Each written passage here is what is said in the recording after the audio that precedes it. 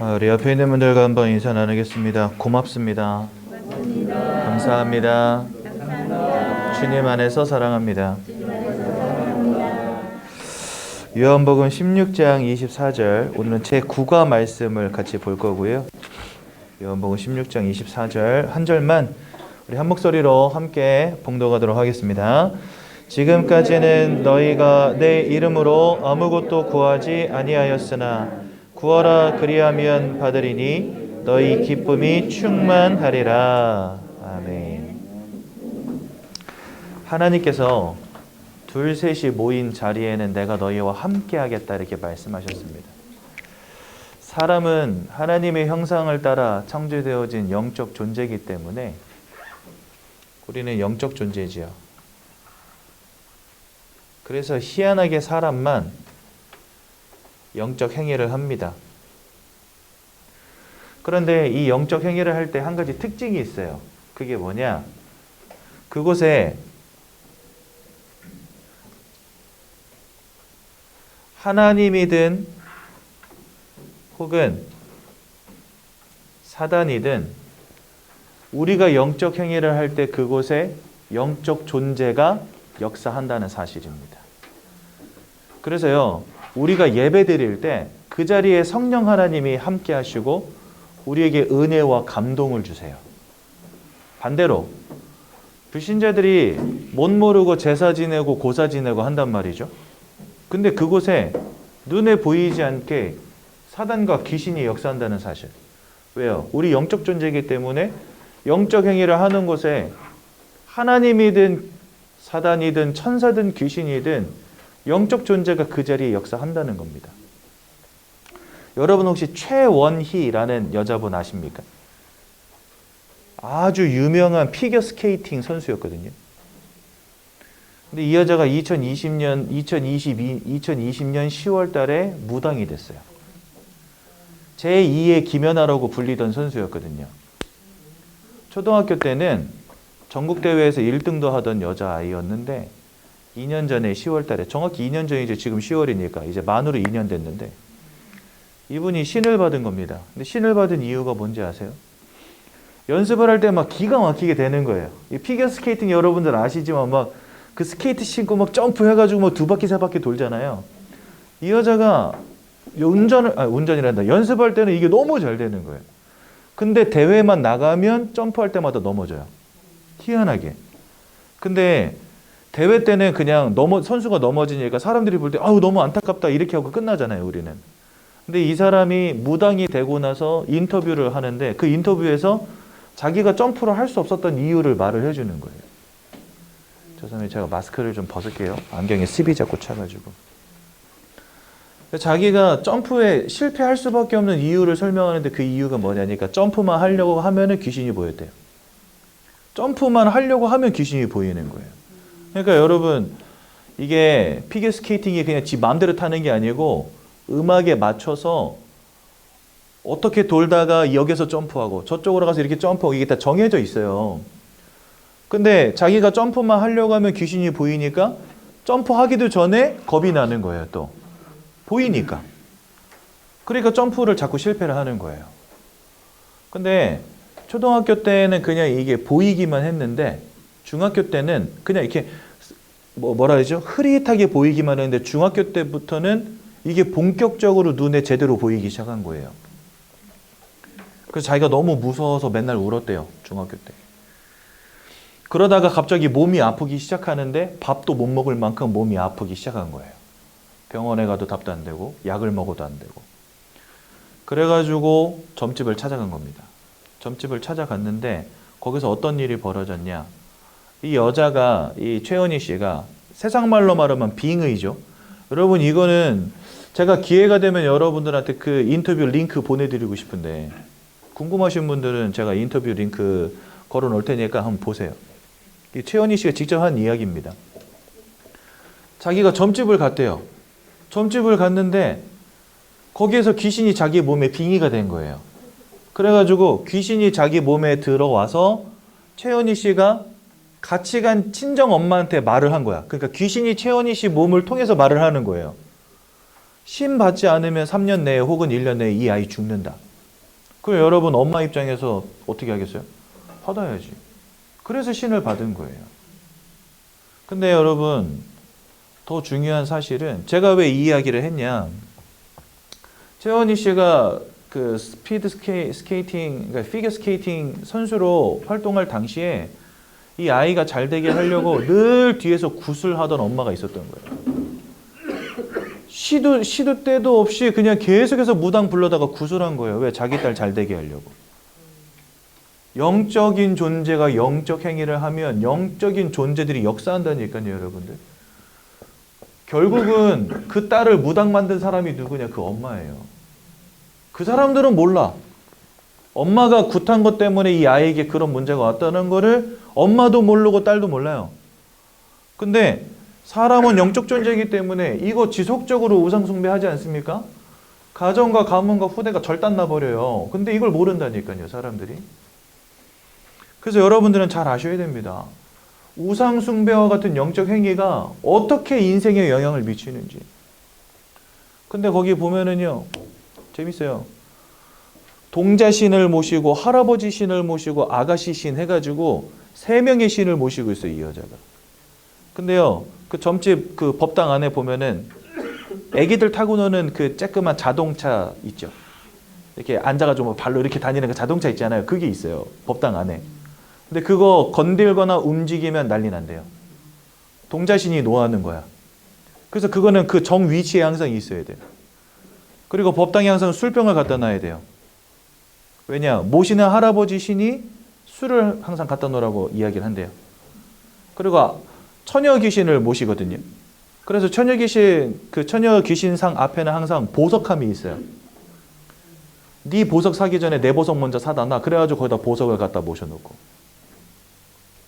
그리고 또 이 귀신이 뭘 시켰냐? 자기가 가장 찬란했던 시절, 피겨 스케이팅 하면서 가장 찬란했던 시절에 그 피겨 스케이팅 하는 그 사진을 뽑아다가 법당 안에다 붙여놓게 시킨 거예요, 이 귀신이. 자기는 이제 귀신 받아들여가지고 일평생을 그러고 살아야 되는데 저 과거의 영광 보면서 아프게도 하고 이제는 그거는 너가 갈 길이 아니다 라고선 벽에다 붙여놓고 일평생 그거 바라보게 만들어 놓는 거예요, 귀신이.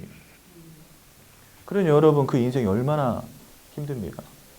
그러니까 이 여자가 그러고 살다가 너무 힘드니까 한 번은 엄마를 부둥켜 안고 울어요. 막 우는데 그때 또 귀신이 빙의가 돼요. 그래서 그 엄마한테 이 최연희 씨 몸을 통해서 귀신이 빙의가 돼가지고 엄마에게 뭘 말하게 하냐? 이제 무당이 됐으니까 더 큰 능력 받아야 되는데 그러려면 작두 타야 된다. 그거를 최연희 씨 입을 통해서 직접 말하게 만들어버려요, 이 귀신이. 그래서 거기 보면 작두 타는 모습도 나와요. 그 인터뷰 영상에 보면. 여러분들은 뭘 느끼십니까? 뭔 할 짓이 없어가지고 피겨 스케이팅 잘 타던 여자가 왜 갑자기 귀신을 보기 시작하고 무당이 돼야 됩니까? 약을 먹어도 안 되는 문제가 왜 찾아오는 겁니까? 귀신 받으니까 귀신 받고 일평생을 막 작두 타면서 살아가는 인생으로 왜 바뀌어졌습니까? 우리는 그걸 두고 운명과 사주팔자를 하는 겁니다, 여러분. 제 아무리 돈을 많이 벌어도 지식을 많이 쌓아도 이 땅에서 성공해도 그걸로는 소용이 없는 거예요. 그죠? 그렇기에 사람이 영적 존재라는 사실을 먼저 이해하는 게 중요하다는 겁니다, 여러분. 돈 많이 번다고 공부 많이 한다고 되는 게 아니라는 거예요, 인생이요. 사람은 영적 존재이기 때문에. 또 이 영적 존재가 영적 행위를 할 때 그곳에 하나님 혹은 사단이라고 하는 영적 존재가 영향을 주며 역사한다는 사실, 이게 중요한 겁니다. 그 최원희 씨 배우의 구슬하던 엄마가 있었다니까요, 여러분들. 저는 그거 보고 너무 안타깝더라고요. 그래서 뭐 둘이 막 부둥켜 안고 울어. 막, 아이고, 너는 이 길을 가야 된다 하면서 엄마가 미안하다 이러면서. 근데 자기가 그렇게 우상숭배한 결과로 딸이 무당됐다는 건 죽었다 깨나도 모르겠죠, 그 엄마는요. 그렇게 속임 당하며 살아가는 겁니다. 내 백성이 지식이 없어 망하는도다. 여러분들 지식이 없어 망합니다, 진짜로. 어떤 지식이요? 이런 영적 지식이 없으니까 망하는 거예요. 이런 영적 지식이 없으니까. 여러분들 어렸을 때부터 늘 듣고 자랐던 이야기가 뭡니까? 공부 열심히 해라. 좋은 학교 나와라. 그죠? 그럼 너 성공할 수 있다. 행복할 수 있다. 이거 우리가 배운 거 아닙니까? 반은 맞지만 반은 틀린 말이죠. 우리 공부 열심히 해서 연봉 많이 받으면 인생 편안하고 잘 살 수 있습니다. 그렇죠? 그런데 그것으로는 안 된다는 거예요. 왜요? 사람은 영혼을 가진 영적 존재이기 때문에 돈만으로는, 성공만으로는, 지식만으로는 안 된다는 겁니다. 어느 날 갑자기 이런 귀신의 역사가 우리 인생에 강력하게 쏟아져 나올 때 우리는 그것을 항거할 힘도, 막을 힘도, 그런 인생을 바꿔낼 힘도 없다는 거예요. 그렇지 않습니까? 그래서 여러분들은 내가 영적 존재다라고 하는 것을 깨닫는 것에서부터 모든 것을 시작하셔야 됩니다. 그것을 기점으로 여러분들 인생을 바라볼 수 있어야 됩니다. 그러지 않으면 답이 없어요, 인생이요. 오늘 여기 구가에 있는 내용도 사실은 이것과 일맥상통합니다. 아니 왜 사람들이 돌을 보고 절을 하고 막 달을 보고 절을 하고 나무를 보고 절을 하는데 왜 응답이 옵니까? 사람들이 기도라는 행위를 하는데 왜 이상하게 뭔가 되어져요? 진짜. 구슬하면 뭔가 문제가 해결되어진다니까요. 신기하게. 왜 이런 일이 벌어집니까? 기도는 영적인 행위이기 때문에 그렇습니다. 네. 또 모든 종교는 기도문이나 기도의 행위를 하는데요. 돌이나 나무, 종이, 그림, 사진을 놓고 기도하고 심지어 동물에게 절하는데 응답이 옵니다. 막 이채원이 씨 인터뷰 영상 가운데 보니까 비가 철철철 쏟아지는 데에도 비를 맞고 앉아서 기도를 시켜요. 이 귀신이요. 그거 안 하면 큰일 납니다. 제가 지지난주에 저쪽 수리산 갔다 왔거든요. 수리산에 보면 그 청계천이, 그 뭐죠? 수리산 밑에 아무튼 그 계곡이 하나 있어요. 안양천인지 뭔지 아무튼 거기에 가면은 수리산 이렇게 등산로 입구에 보면은 천지신명이라고 쓰인 돌 비석이 있어요. 천지신명 이렇게 써 있습니다. 거기 처음 올라갈 때 보니까 아무도 없어. 근데 천지신명이라는 비석이 있길래 야 여기 사람들 와서 기도 많이 하겠다 이런 생각 했거든요. 아니나 다를까 올라갔다가 내려왔더니 어떤 아주머니 향 피워놓고 거기 앉아가지고 이렇게 막 뭔가 연불 비슷하게 외우고 계시더라고요. 근데 딱 봐도 무당이야. 근데 거기 와가지고 이제 향 피워놓고 거기 앉아서 기도하는 거예요. 귀신이 계속해서 기도하기 시킵니다. 날씨가 굳어도 지리산으로 계룡산으로 막 돌립니다. 그래가지고요 자기가 원치 않는 삶 살도록 만들어 버려요. 그 고되고 힘든 일들을 계속해서 시킵니다. 그 최연희 씨도 막 비를 쫄딱 맞으면서 기도하는 장면이 거기 나오더라고요. 자기가 늘 그 생각했대요. 왜 하필 나야? 왜 하필 나야? 이 생각을 늘 했대요. 근데 이제 체념하고 그게 내 운명이고 팔자련이 하고 따라가는 거죠. 그러니까 세상 사람들은 모르는 겁니다. 이렇게. 왜냐하면 이렇게 하는데 기도를 하는데 응답이 오는 이유가 뭐냐? 응답을 주는 자가 있다니까요. 여기 원옥순 권사님 계시잖아요. 권사님 하면 권사님이 저를 보든지 저한테 대답을 하겠죠. 왜요? 살아계시니까. 만약에 우리 권사님이 더 이상 살아계시지 않는다. 제가 백날 불러도 저한테 대답 안 할 겁니다. 우리가 기도라는 행위를 할 때 거기에 응답이 오는 이유가 뭐냐? 이 영적 존재가 지금 살아있다니까요. 눈에 보이지 않을 뿐이지. 사단이라고 하는 존재가, 귀신이라고 하는 존재가 이 땅 가운데 있다는 겁니다. 여러분들이 우상숭배할 때, 기도라는 행위를 할 때 그것을 듣고 응답을 주는 자가 있다는 거예요. 막 남묘호랑개교 하는데 암이 떠나가 버려. 신기하죠? 이런 사람들이 세상에 가득 찼습니다, 여러분들. 저기 와동에 보면은, 저 광덕에 보면은요, SGI 어마어마한 건물 지어져 있어요. 그게 뭐냐? 남묘호랑개교 총 본산입니다. 얼마나 많은 사람들이 아침마다 새벽마다 목욕 제기하고 남묘호랑개교 하고 있는지 아십니까? 근데 그거 하는데 막 암이 나버려. 과학이 이해할 수 없는 초자연적인 현상들이 일어나요. 사람들에게 뭔가 응답이 온다니까요. 구슬을 하고 제사를 지내는데 뭔가 문제가 해결이 되어져요. 그러니까 사람들이 거기에 목매는 겁니다. 그죠? 이렇게 응답을 주는 자가 있다는 겁니다. 근데 그 녀석을 성경은 도적이라 했고 천하를 꿰는 자라 했고 살인자요 거짓말장이라고 했고 광명의 천사로 가장하는 자다 이렇게 표현해 놨어요. 그러니까 응답이 오는데 그 응답이 축복된 응답이 아니고 진실된 응답이 하고 진짜 응답이 아니라는 거죠. 제가 현장에서 전도해 보니까 제일 전도 안 되는 사람들이 누구냐? 뭔가 응답받은 사람들 전도 안 돼요. 남묘호랑개교 하다가 암이 나버렸다. 하나님 믿을 이유 있습니까? 없습니까? 없어요. 무당들 불러다가 푸닥거리 했더니 남편 사업이 잘 된다. 이 사람들 하나님 믿겠어요? 아니죠. 무당원이 따라가지 하나님 뭐하러 따라갑니까? 우리는 영적 존재로서 하나님을 만나야 구원의 축복 가운데로 들어가는데 이 하나님 만나지 못하도록 만드는 방법이 뭐냐? 남녀호랑객교 할 때 암 낫게 해주는 거예요. 무당 불러다가 푸닥거리 했더니 남편 사업이 잘 되는 거예요. 수십 년을 불교 믿은 어떤 아줌마 만났어요. 자기 남편 사업하는데 돈 생길 때마다 불전에다 갔다가 돈을 내면은 10배로 돌아와. 돈이. 재미있죠? 100만 원 갖다 내면 1000만 원 오고 500만 원 갖다 내면 5천만 원 오고 하니까 얼마나 재밌습니까? 그러니까 이 여자가 돈만 생겼다면 불전에다 갖다 넣는 거예요. 그래가지고 사업이 한참 잘 나가는데 어느 날 갑자기 남편이 풍으로 자빠졌어요. 반신불수. 사업이 막 기울어 가는데 현금 다 싸들고 가서 냈는데 돌아왔을까 안 돌아왔을까? 안 돌아왔어요. 하루아침에 빈털털이 돼버린 거예요. 뭔가 성공이 오는 거 같고 축복이 오는 것 같죠? 결국은 이 인생이 저 나락으로 가장 낮은 자리로 무너져 내리기 시작하는데 답이 없는 거예요. 이 누구의 농간이고 누구의 장난입니까? 이 바로 사단의 역사라니까요, 여러분들. 잘 아셔야 됩니다. 인생은 영적 존재기에 우상 숭배 하면 할수록 그 자리에 도적 같은 놈이, 사기꾼 같은 놈이, 살인자 같은 놈이, 천하를 깨는 자가, 광명의 천사처럼 가장하는 자가 역사한다니까요. 그래서 여러분들은 잘 아셔야 됩니다. 불신자가 기도해도 응답되는 이유가 있다니까. 그 기도를 들어서 응답을 주는 자가 있습니다. 참된 응답인 척 주면서 결국은 인생을 완전히 나락으로 멸망시켜 버리는 영적 존재가 있어요. 모든 것을 죽이고 빼앗고 멸망시키려는 자. 도적 같은 놈이 있다니까요. 여러분들 사기꾼들이 사기칠 때 처음부터 사기칩니까? 아니에요. 막 기가 막힌 수익률이 있다면서 막 알려줍니다. 야, 이거 투자하면 30%야. 막 이러면 사람들 막 눈 뒤집힙니다. 여러분들 은행에다가 돈을 넣어보십시오. 30% 이자 주는 데 있어요, 없어요? 없잖아요. 근데 이 사기꾼들은요, 그런 사탕발림으로 막 사람들을 막 눈 뒤집어지게 만들어요. 너 1000만 원 넣지? 그럼 한 달에 30%씩 내가 이자 줄게. 수익률 장난 아니야. 이러면서 속여요. 그러면 이놈한테 받고 저놈한테 받고 요놈한테 받으니까 그 돈 가지고 이자 조금씩 30%씩 떼가지고 주는 거예요. 1억 받아먹고 30%씩 떼가지고 이자 수익률을 주는 거예요. 한 달씩. 그럼 사람들은 어떻게 돼요?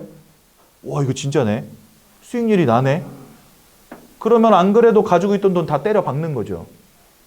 그럼 사기꾼은 이자 한 달만 30%씩 주고 투자받은 돈 가지고 그냥 날라버리는 거예요.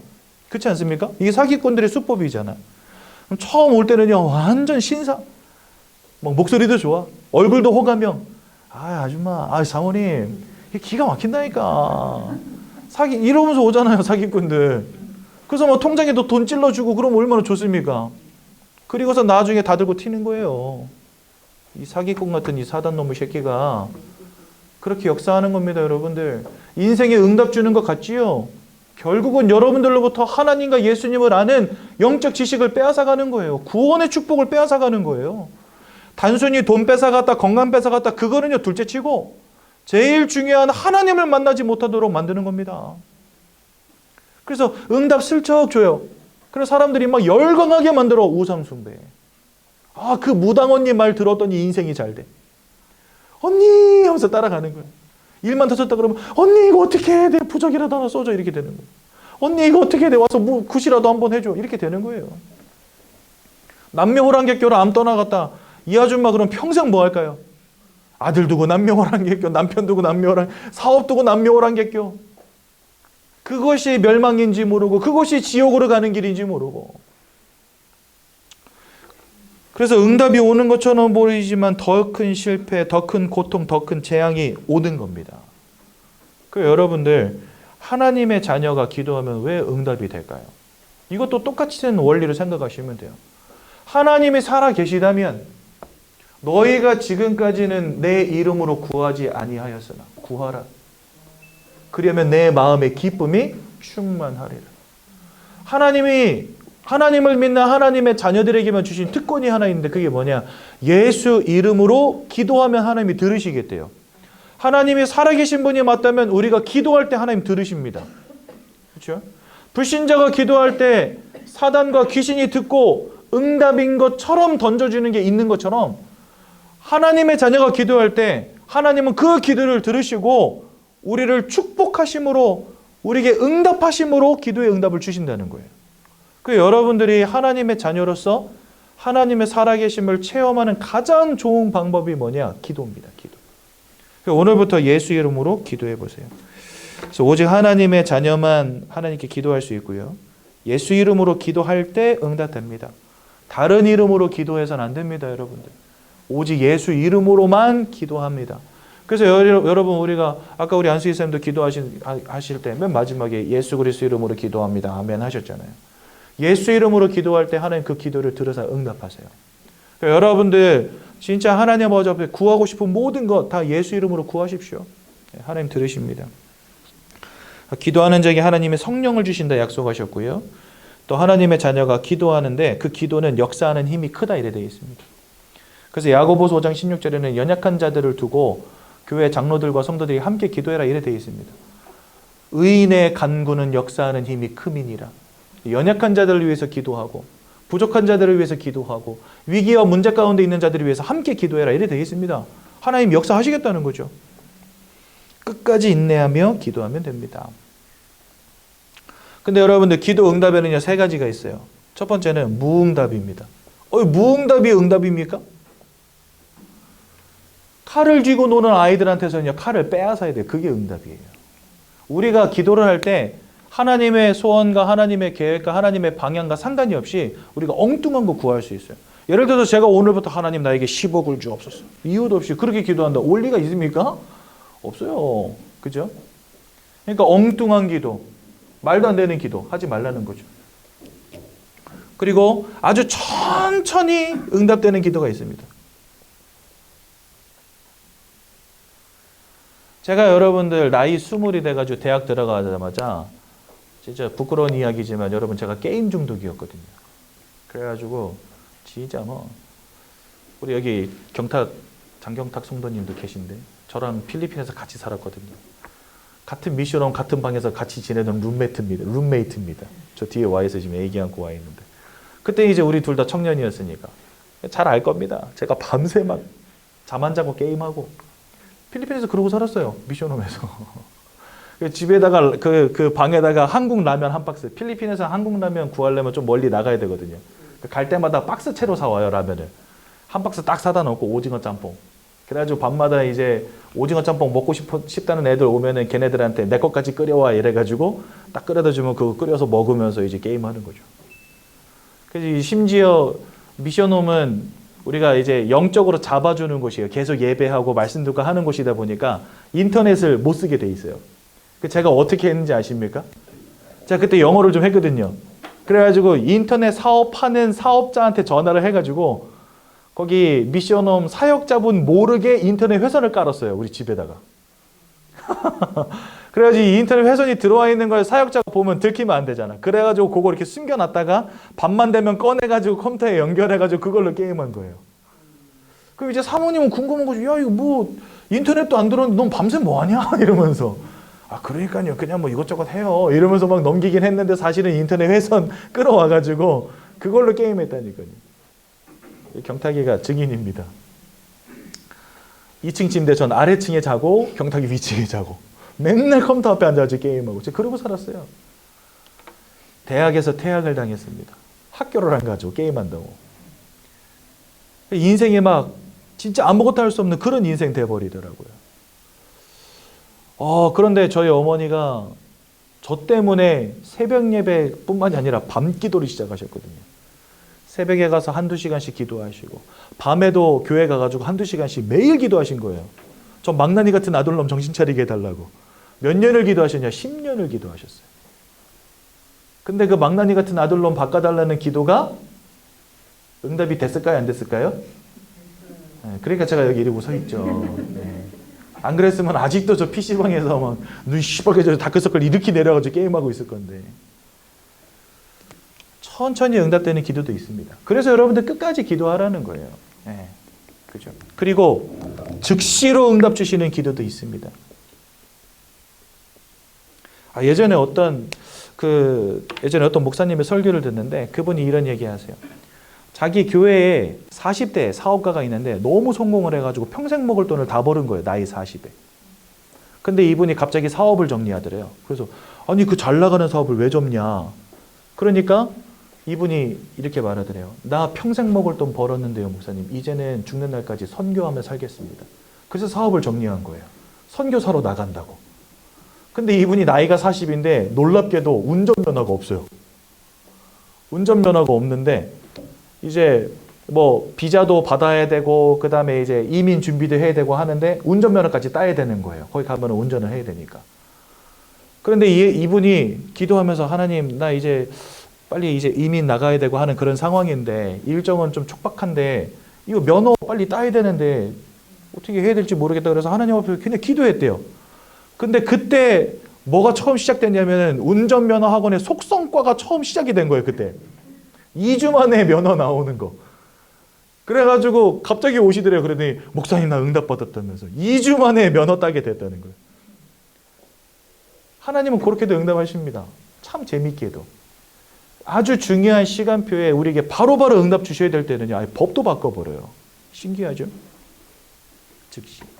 그래서 여러분들 때로는 응답되지 않을 때 있습니다. 그것은요. 하나님이 여러분들에게 주시기에 적합지 않기 때문에 안 주시는 거예요. 천천히 오는 게 있습니다. 왜요? 여러분들의 믿음을 점점 더 하나님은 더욱더 굳건하게 하시기 위하여 때로는 주님 바라보는 시간을 오래도록 갖도록 만드실 때도 있다는 거예요.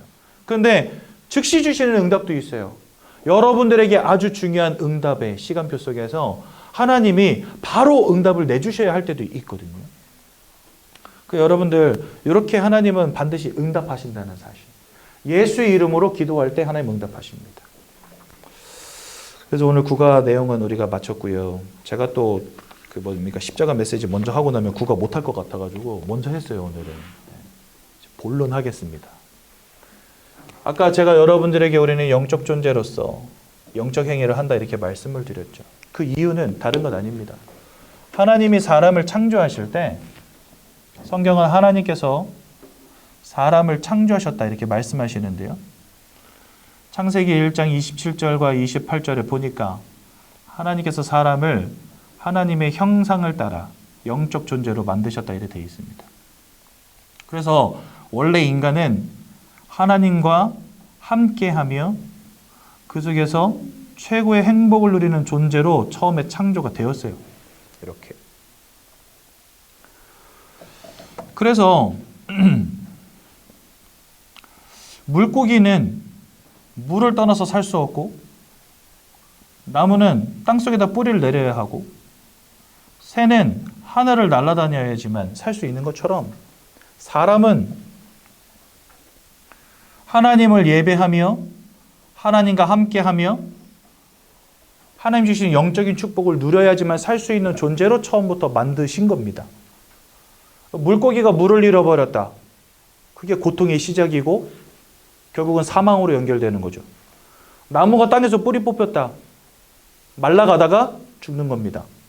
새가 날개가 꺾였다. 버둥버둥 거리다가 죽는 겁니다. 사람이 하나님을 잃어버렸다. 이 땅 가운데 살아가는데 최온희 씨처럼 운명과 사주팔자 속에서 내가 원치 않는 인생으로 방황하며 구르며 고통당하다가 죽는 겁니다. 그래서 원래 인간은 하나님을 알고 하나님과 함께 할 때만 행복하며 살 수 있는 존재로 만드셨다는 사실. 그런데 이 모든 축복들을 다 잃어버리는 사건이 벌어지는데 그것이 바로 창세기 3장 1절에서 6절에 나오는 인생의 근본 문제입니다. 여기 보면 세 가지가 나와요. 사단이라고 하는 존재가 이 녀석은 하나님을 대적한 존재입니다. 하나님을 대적하였다가 이 땅 가운데 타락한 존재다 이렇게 돼 있어요. 성경에 보니까. 이 사단이라고 하는 녀석이 하나님이 지으신 첫사람 아담과 하와를 속여서 원죄를 짓게 만들고 그 결과로 하나님을 떠나는 문제 가운데 빠지게 만들었다라고 성경 말씀하세요. 그래서 로마서 3장 23절에 보면 모든 사람이 죄를 범하였음에 하나님의 영광에 이르지 못하게 되었다. 즉 하나님으로부터 멀어진 인생이 된 겁니다. 인생은 물고기에게 물 같은 존재, 나무에게 땅 같은 존재, 새에게 하늘과 같은 존재인 하나님을 잃어버리게 된 거예요, 우리가. 한마디로 말해서 물 밖에 나온 물고기 같은 인생 된 겁니다. 뿌리 뽑힌 나무 같은 인생이 된 겁니다, 여러분들이.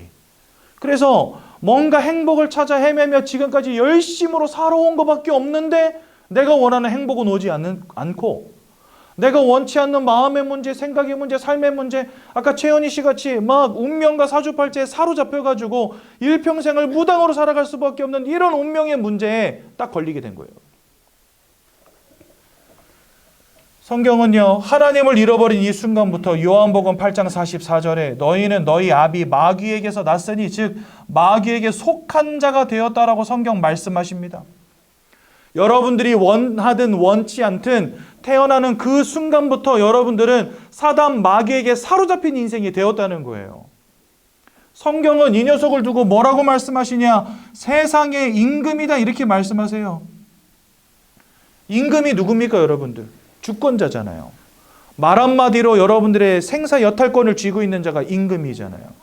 여러분들의 인생을 사로잡은 영적 임금이 있다는 겁니다. 그게 바로 누구라고요? 사단.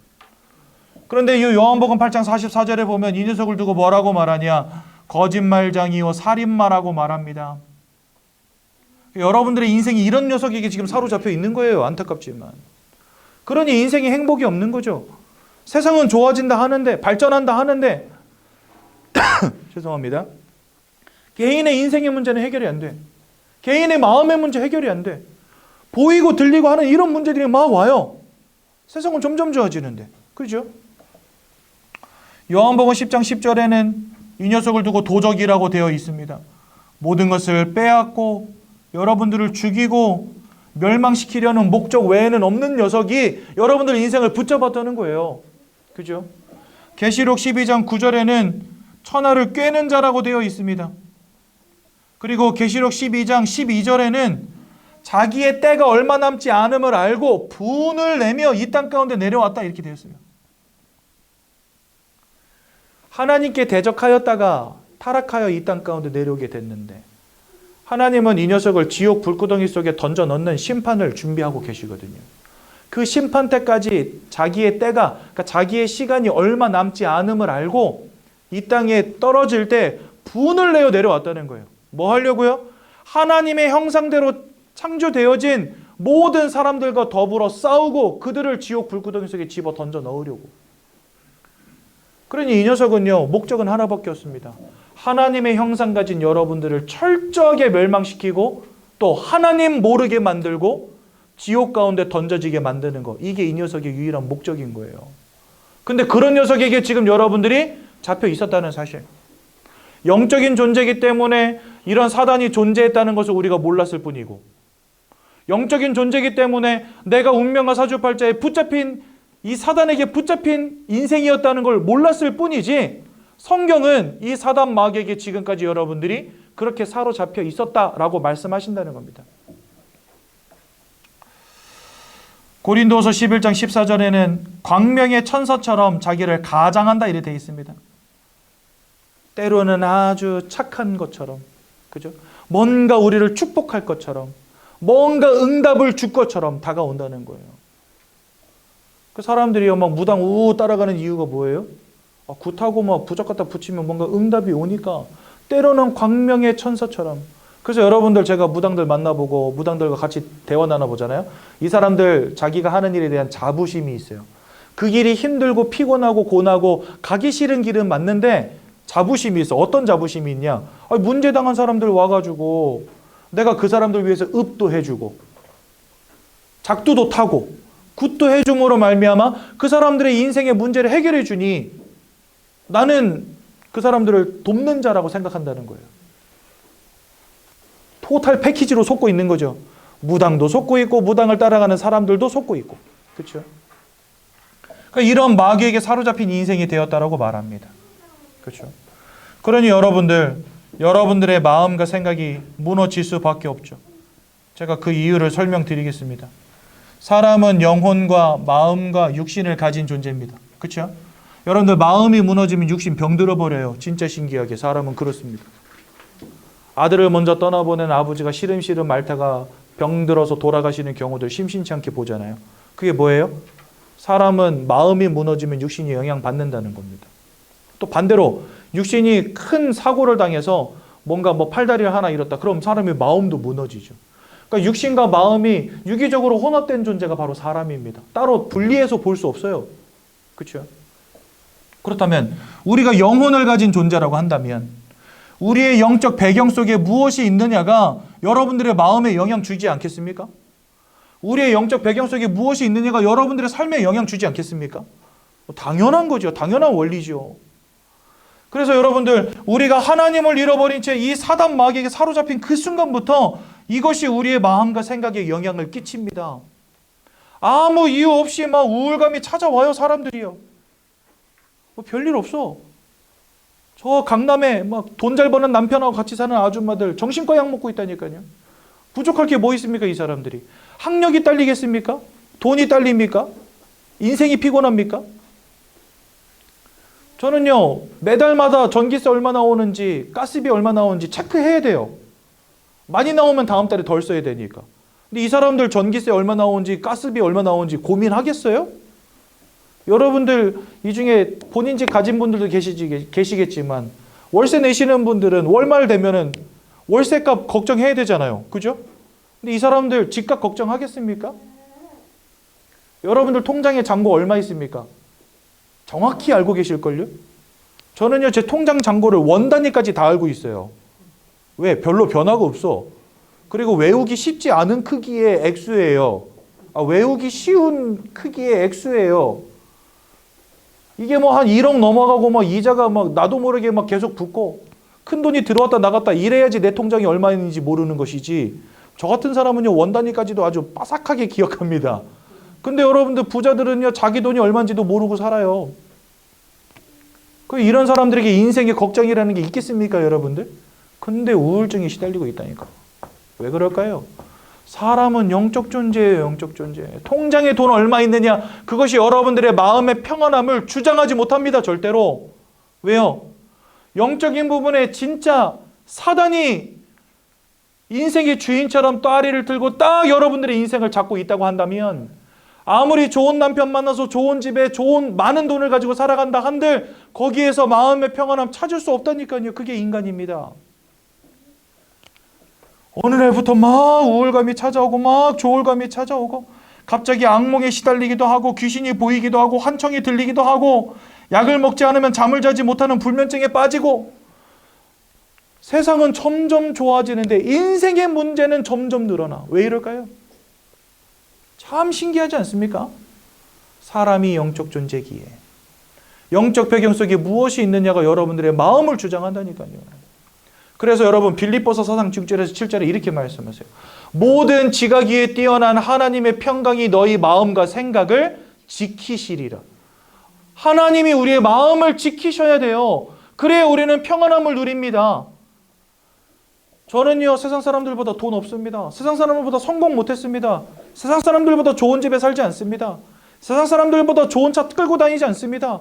그런데 아는 많이 나눴어요. 제 친구들이 볼 때 답이 없대, 나를 보면. 너는 목사 때 애가 셋이고 정신이 나갔냐? 막 이래요. 제 불신 친구들이. 근데 희한하죠? 걔네들이 없는 평안함이 왜 내 마음에는 있을까? 나 궁금해요, 이게. 지하 단칸방에 살면서도 저는요, 우울한 적이 본 적이 한 번도 없어요. 먼지 먹고 살고 쥐도 나오는데,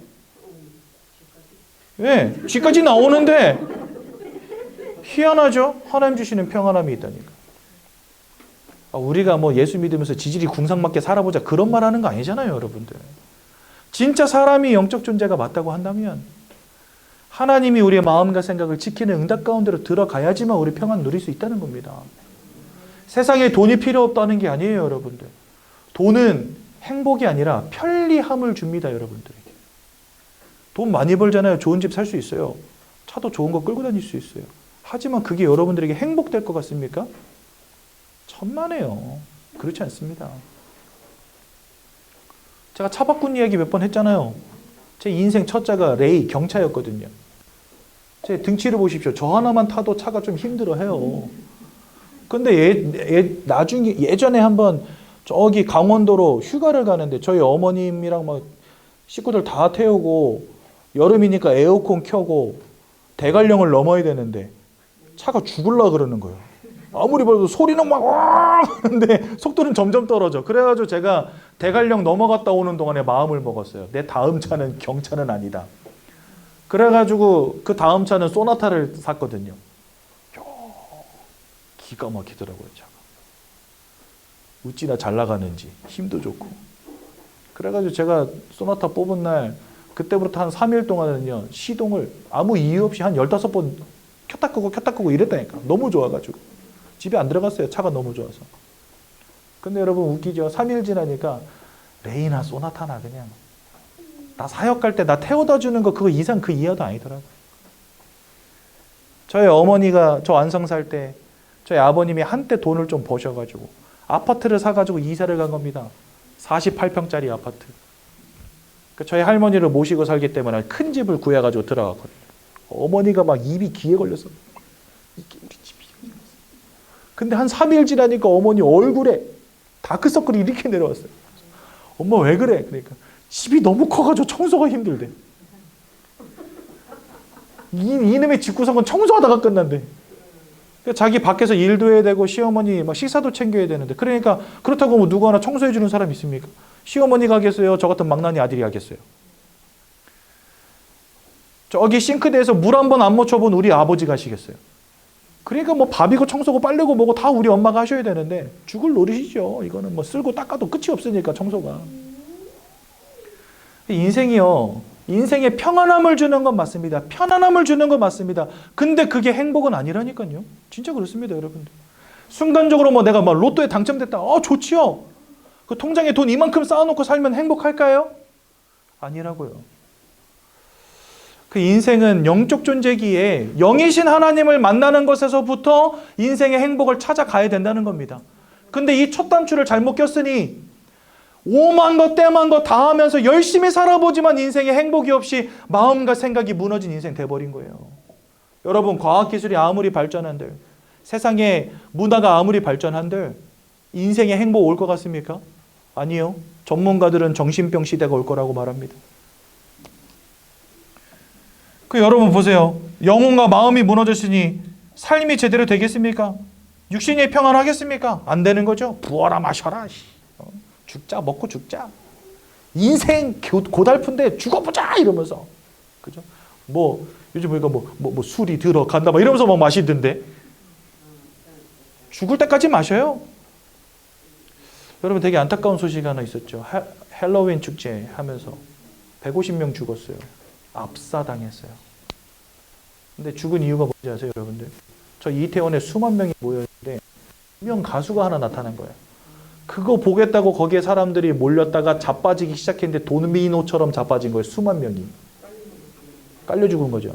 150명이 깔려 죽었어요. 인생을 즐기는 겁니다. 축제 와, 술 와. 제가 그 문화와 거기에서 안타깝게 돌아가신 분들의 인생을 비난하고자 하는 게 아닙니다. 그거 안 하면 못 사는 거예요. 여러분들 요즘 사람들이 3포 시대, 5포 시대, 7포 시대 됐다고 합니다. 그게 뭔지 아세요? 고시원 한 칸짜리 단칸방에 살면서 여자친구도 안 사귀어, 친구도 안 만나, 아무것도 안 해요. 오로지 성공 위하여 공부만 해요. 그게 3포, 5포가 뭐냐면 그 포가 포기예요. 포기. 3가지를 포기한 시대, 5가지를 포기한 시대가 됐다는 거예요. 오로지 성공 하나 위하여. 그렇게 해서 성공을 얻었는데 행복이 안 와. 왜요? 영적 존재라니까요. 그러니 안타까운 거예요, 여러분들. 인생을 즐겨라, 부어라, 마셔라 하는데 그것이 인생의 참된 행복이 되어지지 못한다는 사실. 거기서 비명행사 하신 분들 너무 안타깝더라고요. 얼마나 고통스러웠을까. 그 어마어마한 무게에 눌려서 숨도 제대로 쉬지 못한 채 돌아가신 거잖아요.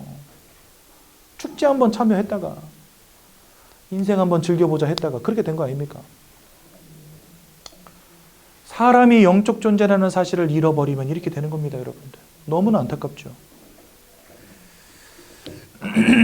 그래서 사람들이 수많은 질병의 문제, 이름 모를 질병의 문제, 막 신내림과 같은 문제, 그렇죠?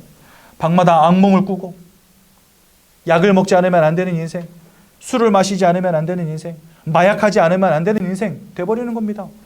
이거 하면 내가 반드시 죽을 걸 알면서도 마약을 찔러 넣어요. 그러니 여러분, 사람이 영적 존재라는 것에서부터 시작하지 않는다면 이 세상이 이해가 안 돼요. 근데 저는 내가 영적 존재구나라는 것에서부터 바라보기 시작하니까 모든 게 다 풀리더라고요. 참 신기하게도. 이렇게 인생에 행복이 없으니까 뭐 할 수밖에 없죠? 이거 할 수밖에 없는 겁니다, 여러분들. 우상숭배. 인생이 즐겁고 행복하면 누가 우상숭배해요? 인생이 고달프고 힘들고 안 되니까 잘 됐으면 하는 바람으로 하는 게 우상숭배 아닙니까? 여러분들 IMF 때 돈 제일 많이 번 사람들이 누구냐? 굿당 사장님들이에요. 나이 40에 정년퇴직 구조조정 당해가지고 퇴직금 받고 나왔는데 IMF니까 뭘 해도 불황이잖아요. 뭐 해야 되겠습니까? 라고 돈 싸들고 와서 물어본 거예요. 군자봉 저런데 굿당 사장님한테 찾아와가지고. 그 굿당 사장님들이 말하더라고요. 자기는 IMF 때 평생 먹을 돈 다 벌었다고. 우상숭배. 사람들 이거 왜 합니까? 고달프니까 힘드니까. 한마디로 말해서 하나님 떠나서 영적으로 마음과 생각과 삶과 육신이 고통 속에 있으니까 이거 할 수밖에 없는 거죠, 사실은요. 재미있는 게 뭔지 아세요? 저런 거 평생 안 하고 살던 사람들도 인생의 문제 딱 터지면 생각이 어디로 돌아갑니까? 우리 아버지 제사를 지내야 되나 이렇게 돌아가는 거예요. 무당 불러다가 굿이라도 한번 해야 되나 이렇게 돌아가는 거예요. 참 신기하죠. 영적 존재이기 때문에. 영적 행위에 대한 본능이 있다니까요, 사람들은요. 문제 터지면은 뭔가 교회 가서 기도라도 한번 해야 될 것 같고, 그죠? 절에 올라가가지고 108배라도 한번 해야 되고, 연불이라도 한번 외워야 될 것 같은 거. 이게 사람이 그래요. 영적 존재라는 증거. 근데 고린도전서 10장 20절에 보니까 대저 이방인이 하는 제사는 귀신과 교제하는 것이니라. 많은 사람들이 제사를 지내고 고사를 지냅니다, 여러분들. 여러분들 진짜 제사가 효도 맞습니까? 저는 그렇게 생각하지 않습니다. 효도 맞다면 1년에 한 번 한 끼 식사 차리면 안 되죠. 1년 365일 하루 3끼씩 꼬박꼬박 챙겨줘 죽는 날까지. 그게 효도 아닙니까? 저 그렇게 제사 지내는 분이 있으면 그분의 제사는 인정하겠습니다. 제 효도라고. 그리고 제사가 효도가 아니라는 결정적인 증거. 인생에 문제 터지면 제사 지내야 되겠다 이렇게 생각합니다. 그게 뭐죠? 종교예요, 종교. 인생에 문제 터지면 교회 가서 예배 한번 기도 한번 드려봐야 되겠다. 목사님, 내 목사 친구 불러다가 기도나 한번 받아봐야 되겠다. 그거랑 뭐가 다릅니까? 그죠? 사람들이 이거 효도라는 프레임으로 딱 씌워가지고요. 우상숭배하게 만든다니까요. 여러분 고사 어떻습니까? 돼지머리, 삶은 돼지머리 갖다 놓고 그 앞에 절하면 진짜 그게 여러분들에게 복을 줍니까? 돼지머리 삶기 전에 이쑤시개 꽂아가지고 여러분 웃는 상 만들어야 돼요. 울상인 돼지 안 팔려요. 웃상인 돼지 잘 팔려요. 그러니까 웃상이어야 되다 보니까 여러분들 삶은 돼지 보시면은요. 입을 닫고 있는 돼지가 한 마리도 없어. 웃상을 만들어야 되거든요, 이렇게. 다 웃고 있어, 돼지가. 이렇게 있어요. 이렇게 웃는 얼굴에다가 돈을 꽂아야 되거든요. 콧구멍, 귓구녕 이런 데다가. 여러분 삶은 돼지머리가 진짜 여러분들 인생의 불행을 막아주고 축복 줍니까? 진짜 신기한 거 있죠. 근데 이 짓을 하고 있어요, 사람들이. 돼지머리는 그냥 확 눌러가지고 새우젓 찍어가지고 드셔야지. 그걸 앞에 두고 절을 합니까? 귀신과 교제하는 것입니다. 아까 말했죠. 영적 존재이기 때문에 영적 행위할 때 누가 온다고요? 영적 존재들이 역사한다고요. 우리가 예배할 때 하나님이 역사하시듯이 우상숭배하는 그 자리에 귀신이 역사한다니까요. 그러니 이 도적 같은 놈이 깨는 자가 뭡니까? 광명이 선사처럼 가장한 자가, 거짓말하는 자, 살인자가 우리가 우상숭배할 때마다 들락 날아가는 거예요. 여러분들 집안에. 집안이 우상숭배하면 할수록 바람 잘 날이 없게 되는 이유가 이것입니다. 저희 집 1년에 10번씩 제사 지내던 집이었거든요. 폭삭 망했어요. 폭삭 망해서. 작은아버지들 다 이혼하시고 막 애들 막 기형아 태어나고 난리도 아닙니다. 심지어 우리 다섯 작은아버지는요. 이혼하고 재혼하고 이혼하고 재혼하고 이혼하셨어요. 지금 이제 또 혼자 계세요. 1년에 한 번씩 작은 어머니가 바뀌어. 명절에 집에 갔는데 모르는 아줌마가 설거지를 하고 있어요. 근데 어쨌거나 우리 집이니까 우리 식구일 거 아니에요. 안녕하세요, 안녕하세요 이렇게 인사하고 들어갔는데 할머니 저희 집 누구야? 물어보니까 네 다섯째 작은 엄마다. 그래가지고 가서 인사해. 작은 어머니 안녕하세요. 처음 뵙습니다. 그 다음에 갔는데 모르는 아줌마가 또 와 있어. 그래가지고 안녕하세요, 안녕하세요 하고 들어가서 할머니 저 여자는 또 누구야? 네 다섯째 작은 엄마다. 작은 어머니 처음 뵙습니다 했는데 그 다음에가 또 바뀌어 있어. 자녀가 그 밑에 셋이 있는데 그 중에 둘이 기형아예요. 한쪽은 팔이 이렇게 돼 있어 여자인데 그 밑에는 눈이 사시. 근데 세 아이 다 작은아버지한테 너무 상처받아가지고 원래 친엄마한테 가서 살고 있고 지금 다섯 작은아버지는 연락이 안 돼요. 전화를 하면은 통화는 가는데 안 받아요. 그러니까 살아는 계신 거죠. 근데 어디서 뭐 노숙을 하시는지. 근데 이분이 돈 한 푼 없이 서울에 상경해가지고 저기 용산 전자상가 그쪽에서 일하시면서 컴퓨터 회사를 일으켰는데 연 15억 매출 올리는 그런 CEO였어요. 근데 지금 돈 다 잃어버리고 불황자 돼버렸어요. 너무 안타까운 거 있죠. 그렇게 우상숭배 열심히 했는데 왜 이랬습니까? 귀신이 들락날락하는 거예요, 이게. 이렇게 살다가 나중에 죽어서는 지옥으로 갈 수밖에 없다고 히브리서 9장 27절 말씀하십니다. 왜냐? 지옥은 다른 사람이 가는 게 아닙니다. 아까 제가 말씀드렸죠. 마귀에게 속한 자가 되었다. 우리는 원래 하나님과 함께하는 축복을 누리는 자들이었는데 하나님이 잃어버린 순간부터 마귀에게 사로잡히게 된 겁니다. 지옥은 누가 가느냐? 마귀와 함께 마귀에게 사로잡힌 자들이 가는 곳이 지옥이에요. 그럼 천국은 누가 가냐? 이 마귀에게 사로잡힌 이 영적 문제로부터 빠져나온 자들이 천국 가는 겁니다. 그 뭐 착한 놈은 천국 가고 못된 놈은 지옥 가고. 그럼 여러분 물어볼게요. 어느 정도 착해야 천국 갑니까? 어느 정도 못돼야 지옥 갑니까? 여러분들이 볼 때 저는 천국 가게 생겼습니까? 지옥 가게 생겼습니까? 저 우리 딸내미도 궁뎅이 많이 때렸는데 천국 갑니까? 이게 되게 웃긴 거예요. 되게 뭔가 마음에 감동을 주는 말이거든요. 착하게 살면 천국 가. 기준이 뭡니까 도대체? 영적인 사실을 알지 못하면 이런 말도 안 되는 권선징악과 같은 프레임에 여러분들 속는 겁니다. 천국은 착한 자가 가는 곳이 아니에요. 하나님께 속한 자가 천국 가는 거예요. 그럼 지옥은 누가 갑니까? 이 운명과 사주팔자의 문제에서 빠져나오지 못하는 자가 지옥 가는 거예요, 여러분들. 더 큰 문제는 뭐냐? 여러분들의 자녀와 후대도 여기서 자유로울 수 없다는 사실. 모든 사람이 죄를 범하였음에 하나님의 영광에 이르지 못하더니. 모든 사람이란 말은 뭐죠? 예외가 없다는 거예요. 여러분들의 손주 예외가 없다는 거예요. 복음 전해줘야죠, 빨리. 다 예수 믿게 만들어줘야 됩니다. 그러지 않으면 이 속에서 사는 겁니다. 그런데 이와 같은 인생의 문제, 이게 돈으로 해결되겠습니까? 여러분들 이 문제가? 돈으로 해결되고 성공으로 해결되고 지식으로 해결될 것 같으면 이 땅에 예수 없이도 구원받는 자들 수두룩해야 돼요. 운명과 사주팔자와 상관이 없이 자기 능력으로 의지로 떵떵거리며 살아가는 사람들 수두룩해야 돼요. 최원희 씨 같은 사람들 사실은요 신받으면 안 됩니다. 왜요? 한 분야에서 성공한 사람이잖아요. 그렇지 않습니까? 그런데 피가 아무리 잘 타도 소용없다는 거예요. 돈을 아무리 많이 벌어도 소용없다는 거예요. 성공해도 소용없다는 거예요. 왜요?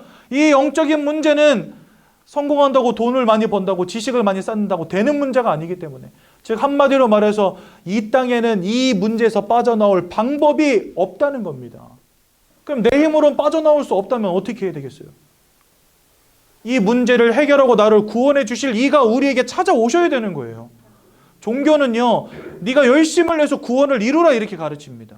열반에 이르라 이렇게 가르칩니다. 천국에 이르라 이렇게 가르칩니다. 그런데 복음은 그렇지 않습니다. 사단에게 붙잡힌 이 문제, 죄악의 문제, 하나님을 떠나버린 방황의 문제는 너희들의 힘으로 해결할 수 없으니까 내가 너희에게 여자의 후손을 보내줄게. 처녀가 잉태하여 아들을 낳을 것인데 그 이름을 임마누엘이라 하고 예수라 하에 그 자가 너희를 구원할 거야. 하나님이신 예수님이 이 땅에 오사 우리를 위해서 죽으시고 우리를 구원해 주시겠다고 약속하신 거예요. 왜요? 그래 하지 않으면 구원받지 못하는 상태 속에 지금 우리가 있다니까요. 그래서 복음은 하나님이 우리를 찾아오신 것입니다. 종교는 우리가 구원을 향해 가는 거라고 한다면 복음은 하나님이 나한테 찾아오신 거예요. 여러분 로마서 5장 8절에 이렇게 되어 있습니다. 우리가 아직 죄인 되었을 때요. 맞습니다. 우리가 여전히 죄인인데도 불구하고 하나님이 우리를 사랑하신 그 사랑을 확증하시고자 예수를 이 땅에 보내시고 십자가에 죽이셨느니라 말씀하십니다. 그러니까 하나님이 오셨다는 거죠. 여러분들 구원하시기 위해서. 즉 길로서 이 땅에 오신 이가 바로 누구십니까? 네, 예수님이십니다. 이분이 오셔서 세 가지 일을 하셨어요. 요한일서 3장 8절에 보니까 죄를 짓는 자마다 마귀에게 속하였나니, 여기도 말씀하십니다. 죄 있는 자가 마귀에게 속하여 있다. 우리 모든 사람들이 원죄 가운데 있기 때문에 우리는 마귀에게 속한 자가 된 겁니다. 하지만 아들이 나타나신 것은 이 마귀가 하는 모든 일을 멸하려 하심이니라. 예수님은 사단의 권세를 꺾으신 이 세상 임금 어디 썼어? 이 세상 임금의 권세를 꺾으신 유일한 왕으로 오신 이가 바로 누구냐? 예수 그리스도. 예수를 믿을 때 운명과 사주팔자에서 해방되어집니다. 예수를 믿을 때 사단의 권세와 상관이 없는 인생이 되는 것입니다. 예수를 믿을 때 사단에게 속한 이 소속의 문제가 하나님께 속한 자로 바뀌어지는 겁니다. 그래서 여러분들 요한복음 5장 24절에 보면 사망에서 생명으로 옮겼느니라 이렇게 되어 있어요. 여러분들의 적을 옮겨버리시는 거야. 언제요? 예수를 믿고 영접할 때 사단에게 속한 자에서 하나님께 속한 자로 하나님이 이적시키는 거예요. 소속이 바뀐다는 거예요. 무슨 말인지 이해가 되시죠? 로마서 8장 1절에서 2절에 보니까 예수 안에 있는 자는 이제 죄인이 아니라고 말씀하십니다. 왜요? 죄와 사망의 법에, 여기 보면 죄와 사망의 법에 묶여있던 너희를 예수 안에 있는 생명의 성령의 법으로 해방하였느니라 이렇게 되어 있습니다. 여기도 똑같은 말씀이에요. 사실은 사망에서 생명으로 옮겨졌어요. 주님이 우리를 위해서 십자가에 못 박혀 죽으심으로 말미암아 우리가 사망의 법에서 생명의 법으로 옮겨진 거예요. 놀라운 사실이죠. 그래서 우리는 예수를 믿어야 되는 겁니다.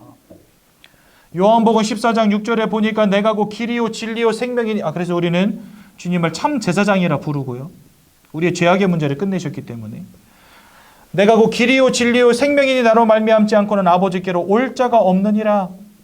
모든 사람 다 하나님 떠나 있는데 이 하나님 떠나버린 인생의 문제를 길 되시고 진리 되시고 생명 되신 주 예수를 만날 때 해결할 수 있다는 겁니다.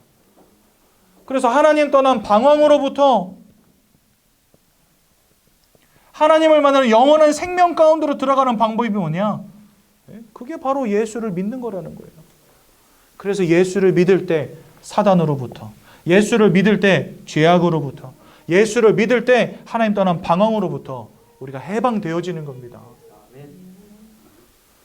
이 하나님이 2000년 전에 이 땅에 사람의 몸을 입고 오시고 우리 위해서 고난당하시고 고통당하시고 십자가에 못 박혀 죽으시고 돌아가신 지 3일 만에 부활하셔서 그리스도이심을 우리에게 보이신 겁니다. 그래서 우리는 예수를 그리스도다라고 부르는 거예요. 인생의 문제는 그 무엇으로도 해결되어지지 않습니다. 그렇기 때문에 하나님이 이 땅에 오신 겁니다. 그 예수를 믿을 때 여러분들 구원받는 것입니다. 오늘 이 시간 이 구원의 축복 가운데로 들어가시기 바랍니다. 여러분들 로마서 10장 10절에는 이렇게 말씀하세요. 마음으로 먼저 믿어야 된다 이렇게 되어 있어요. 마음으로 믿고 입으로 시인할 때 우리가 구원에 이르게 된다 이렇게 말씀하십니다. 그래서 저희 새가족부에서는요, 제일 귀하게 생각하는 시간이 언제냐? 바로 이 예수님을 우리 마음속에 영접하는 시간입니다. 여기 여러분 15페이지를 다 펴보세요. 책자 15페이지를 다 펴보십시오. 오늘 이 시간 예수님을 내 인생의 구주로 주인으로 구원자로 마음속에 영접할 겁니다. 여러분 지금 말씀 시컷 들으셨잖아요. 어때요? 결론 나시지 않습니까? 내가 영적 존재고 하나님 떠나서 사단에게 붙잡혔네. 그 문제 해결하기 위해서 오신 이가 예수님이고 내가 예수를 만나 하나님의 자녀 되어야 되겠구나. 이 결론 내리셔야죠. 돈이 들어갑니까? 시간이 들어갑니까? 열심히 들어갑니까? 아무것도 필요 없어요. 그냥 믿기만 하면 된다 말씀하세요. 오늘 이 사실을 믿으시기 바라고 예수를 마음에 영접하시기 바라고 하나님의 자녀 되시기 바랍니다. 제가 먼저 기도할 거거든요. 저의 기도를 따라서 여러분들 기도하시고 하나님의 자녀 되는 축복 누리시기 바랍니다. 사랑의 하나님, 이제 나는 죄인인 것을 깨닫고 회개합니다. 지금까지 하나님을 떠나 사단의 지배 아래 묶여 종노릇하며 살았습니다. 그러나 예수님이 저를 위하여 십자가에서 죽으시고 3일 만에 부활하신 그리스도이심을 믿습니다. 예수 그리스도께서 하나님을 만나는 유일한 길이 되시며 사탄의 권세를 꺾으시고 모든 죄와 저주와 재앙에서 나를 해방하신 그리스도 되심을 믿습니다. 지금 이 순간 내 마음의 문을 열고